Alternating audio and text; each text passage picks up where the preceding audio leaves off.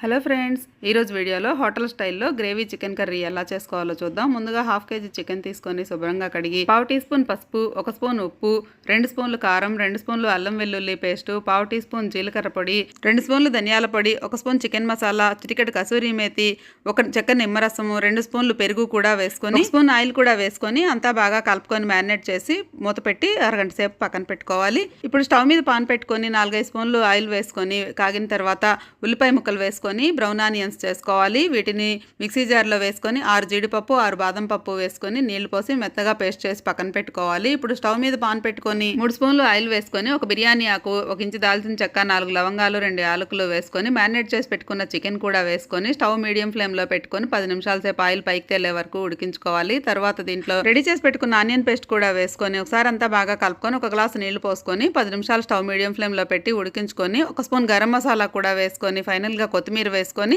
Oil పైకి తేలే వరకు 7-8 నిమిషాల సేపు ఉడికించుకోవాలి. టేస్టీగా గ్రేవీ చికెన్ కర్రీ రెడీ.